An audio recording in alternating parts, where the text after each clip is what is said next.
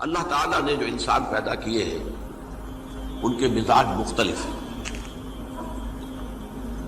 ان میں کچھ لوگ ہوتے ہیں جو قوی ہوتے ہیں ارادے کے، جو فیصلہ کر لیا ڈٹ گئے. کچھ لوگوں میں وہ قوت ارادی اتنی مضبوط نہیں ہوتی، وہ ادھر ادھر سوچتے رہتے ہیں. کچھ لوگ جسمانی طور پر بہت توانا ہوتے ہیں، کچھ لوگ جسمانی طور پر پیدائشی طور پر کمزور ہوتے ہیں. تو اگر کوئی قوت ارادی کمزور رکھنے والا شخص ہے، وہ بھی تو اللہ کی تخلیق ہے، اللہ کا بندہ ہے، خطاؤں کا ظہور ہو جاتا ہے، توبہ کرتا ہے، پھر کچھ عرصے کے بعد پھر خطا کا ظہور ہو جاتا ہے، پھر توبہ کرتا ہے. تو ہم تو یہ سمجھیں گے کہ ایک حد کے بعد پھر اس کی توبہ قبول نہیں ہونی چاہیے. لیکن حدیث سنیے. وعن ابی ہریرہ رضی اللہ تعالی عنہ قال قال رسول اللہ صلی اللہ علیہ وسلم ان عبدا اذنب ذنبا، یقیناً ایک بندہ جو ہے وہ ایک گناہ کرتا ہے. فقال، پھر وہ کہتا ہے رب، اے میرے پروردگار، اذنبت فاغفر لی، مجھ سے گناہ ہو گیا ہے، مجھے معاف فرما دے. فقال ربہ، تو پروردگار یہ کہتا ہے اعلم عبدی ان لہ ربا یغفر الذنب ویأخذ بہ، میرا یہ بندہ یہ جانتا ہے کہ اس کا ایک رب ہے جو گناہ معاف بھی کر سکتا ہے اور سزا دے بھی سکتا ہے. کیا مانی ہوئے؟ گناہ اس نے کیا ہے لیکن جانتا ہے اللہ کو کہ وہ معاف بھی فرما سکتا ہے، تبھی تو وہ اللہ سے معافی کی درخواست کر رہا ہے. اس کے اس جاننے کی بنیاد پر، اس کے اس علم کی بنیاد پر، اس کے اس ایمان کی بنیاد پر فرمایا غفرت لعبدی، میں نے اپنے بندے کو معاف کر دیا. ثم مکث ما شاء اللہ، پھر وقت گزرا جتنا کہ اللہ نے چاہا. ثم اذنب ذنبا، پھر اس سے گناہ ہو گیا. فقال رب اذنبت ذنبا فاغفر، پھر کہتا ہے پروردگار مجھ سے گناہ ہو گیا، پھر مجھے معاف فرما دے.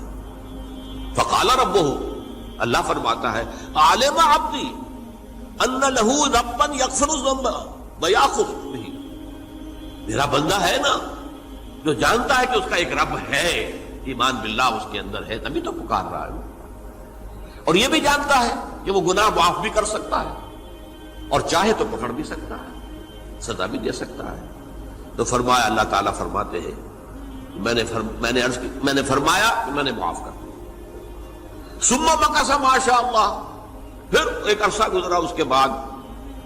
ثم اذنب ذنبا، پھر اس نے گناہ کیا. قال رب اذنبت ذنبا آخر، اس نے کہا پروردگار میں نے تو پھر ایک اور گناہ کر دیا، فاغفر لی، مجھے بخش دے. فقال اعلم عبدی ان لہ ربا یغفر الذنب ویأخذ بہ، میرا بندہ جانتا ہے نا کہ اس کا ایک رب ہے جسے وہ پکار رہا ہے، کہ وہ جانتا ہے کہ اسے اختیار حاصل ہے کہ چاہے تو بخش دے اور چاہے تو پکڑ لے. اس کے اس علم، اس ایمان کی بنیاد پر میں نے اسے معاف کر دیا. ایک اور حدیث، میں نے چونکہ اس گفتگو کے لیے ان احادیث کا تفحص کیا ہے، یہ تو بہت ہیں حدیثیں، میں نے ان میں سے کچھ چنی ہیں. ہمارے بعض واعظ ناصح وہ بھی کسی شخص کو روکتے رہے، برائیوں سے روکتے رہے، نہیں رکتا تو کہیں غصے میں آ کے اللہ تجھے کبھی معاف نہیں کرے گا. یہ کتنا بڑا جرم ہے، اس کا اندازہ کیجئے اس حدیث سے. تم میرے بندے کو میری رحمت سے مایوس کر رہے ہیں، کتنا بڑا جرم ہے، اس کا اندازہ کیجئے. یہ مسلم شریف کی روایت ہے عن جندب، حضرت جندب رضی اللہ تعالی عنہ سے، ان رسول اللہ صلی اللہ علیہ وسلم حدث، کہ اللہ کے رسول صلی اللہ علیہ وسلم نے ایک واقعہ بیان کیا. ان رجلا قال، کہ ایک شخص نے یہ کہا واللہ لا یغفر اللہ لفلان، کہ خدا کی قسم اللہ تعالیٰ فلاں شخص کو کبھی معاف نہیں کرے گا.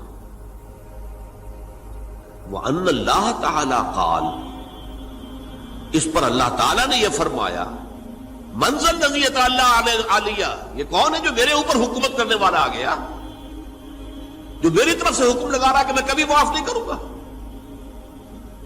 منزل نزی، کون ہے وہ شخص؟ الذی یتعلی علیہ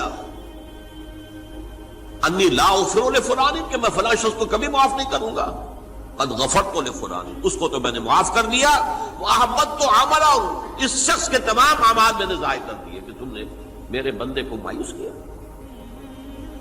یہ ہے جرم کی انکار۔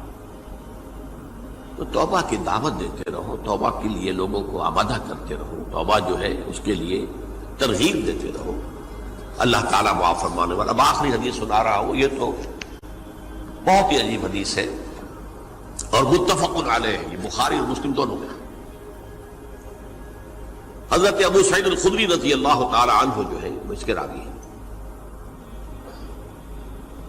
حضور نے فرمایا کانا فی من کانا قبلکم رجل قتل 99 نفسا، تم سے پہلے جو امت تھی بنی اسرائیل، گویا کہ ان کا ذکر ہے، اس میں ایک آدمی ایسا تھا جس نے 99 قتل کیے تھے۔ اب آپ اندازہ کیجئے کتنا بڑا گناہ کبیرہ ہے قتل۔ قرآن مجید میں آتا ہے وَكَأَنَّمَا قَتَلَ النَّاسَ جَمِيعًا، اگر ایک انسان کو بھی ناحق قتل کر دیا گیا تو یہ ایسی ہے گویا کہ اس نے پوری نوع انسانی کو قتل کر دیا، اس نے 99 قتل کی۔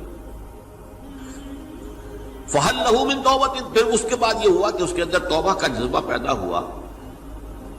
فَسَأَلَ عَنْ أَعْلَمِ أَهْلِ الْأَرْضِ، تو اس نے پھر سوال کیا، لوگوں سے پوچھا کہ زمین میں رہنے والوں میں کون سب سے بڑا عالم ہے؟ فَدُلَّ عَلَى رَاهِبٍ، تو اسے بتایا گیا فلاں راہب فلاں جگہ پر ہے، وہ بہت نیک ہے، بڑا عالم ہے۔ فَأَتَاهُ، وہ اس کے پاس آیا، فَقَالَ أَنَّهُ قَتَلَ 99 نَفْسًا فَهَلْ لَهُ مِن تَوْبَةٍ، انہوں نے کہا دیکھیے راہب صاحب، میں نے 99 انسان قتل کیے، اب مجھے یہ بتائیے کہ میرے لیے توبہ کا کوئی امکان ہے؟ فَقَالَ لَا، انہوں نے کہا نہیں۔ فَقَتَلَهُ، اس نے اس کو بھی قتل کر دیا۔ فَكَمَّلَ بِهِ 100، اپنی سینچری مکمل کر لی، مطلب 99 کے بعد ایک کی کسر تھی، اس کو بھی قتل کیا، 100 پورے کر لیا۔ ثُمَّ سَأَلَ عَنْ عَالِمِ أَهْلِ الْأَرْضِ، پھر اس نے پوچھا کوئی اور کوئی بڑے عالم انسان ہو۔ فَدُلَّ عَلَى رَجُلٍ عَالِمٍ، پھر اس کی رہنمائی کی گئی ایک بڑے عالم شخص کی طرف۔ فَقَالَ إِنَّهُ قَتَلَ 100 نَفْسٍ، تو اس نے وہاں جا کر کہا کہ میں 100 انسان ہلاک کر چکا ہوں، قتل کر چکا ہوں۔ فَهَلْ لَهُ مِن تَوْبَةٍ، میرے لیے توبہ کا کوئی امکان ہے؟ فَقَالَ نَعَمْ، کہا کیوں نہیں، 100 قتل کیے تب بھی کیا ہے، توبہ کا راستہ دروازہ کھلا ہوا، مَا لَمْ يُغَرْغِرْ، جب تک کہ وہ گھنگرو نہیں بج رہا، اس وقت تک تمہارے توبہ کا دروازہ کھلا ہوا ہے۔ فرمایا نعم وَمَن يَحُولُ بَيْنَهُ وَبَيْنَ التَّوْبَةِ، تمہاری توبہ کے درمیان اور تمہارے درمیان کون حائل ہو سکتا ہے؟ توبہ کا دروازہ کھلا ہے۔ لیکن ساتھ ہی کہا انطلق الی ارض کذا و کذا، اب تم ایسے کرو جہاں تم رہتے ہو وہاں نہ جاؤ واپس، وہاں کا ماحول اچھا نہیں ہے، معاشرہ اچھا نہیں ہے، ہو سکتا ہے کہ تم توبہ پر قائم نہ رہ سکو، تم فلاں جگہ چلے جاؤ، وہاں اچھے لوگ آباد ہیں، ان میں جا کر رہو۔ فإن بها أناسا يعبدون اللہ تعالی، وہاں ایسے لوگ آباد ہیں جو اللہ کی بندگی کرتے ہیں۔ فاعبد اللہ معہم، تو تم ان کے ساتھ مل کر اللہ کی بندگی اور پرستش کرو۔ ولا ترجع الی ارضک، اپنی زمین کی طرف اپنے وطن میں واپس بن جاؤ۔ فإنها ارض سوء، وہ بری جگہ ہے۔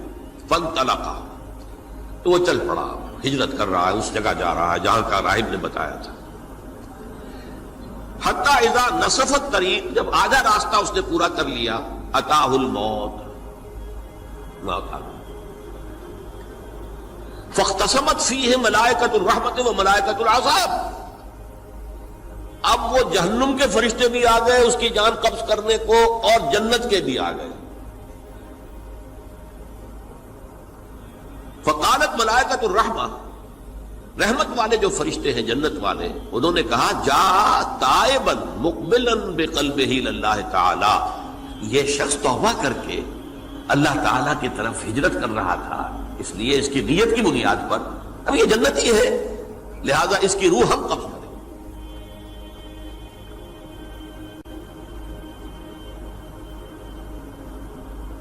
وقالت الملائکۃ العذاب، اور وہ جو عذاب والے فرشتے ہیں وہ کہیں گے انہ لم یعمل خیرا قط، تو نے توبہ کے بعد کوئی نیک عمل تو کیا ہی نہیں، تو کس بنیاد پر اس کو تم جنت میں لے جاؤ گے؟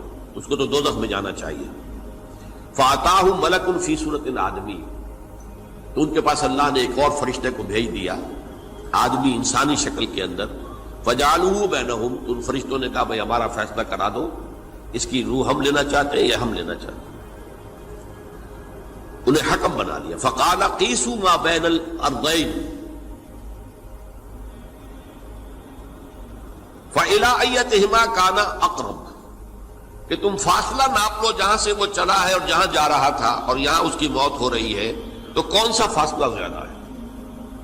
جب ناپا گیا، بلکہ ایک حدیث میں آتا ہے کہ اس پر اللہ نے زمین کو جو ہے حکم دے دیا، ایک طرف والی زمین تو سکڑ جا، دوسری والی جو ہے تو پھیل جا، تاکہ وہ جدھر جو جا رہا تھا وہ زیادہ قریب ہو جائے بنسبت اس کے کہ جہاں سے وہ چلا تھا۔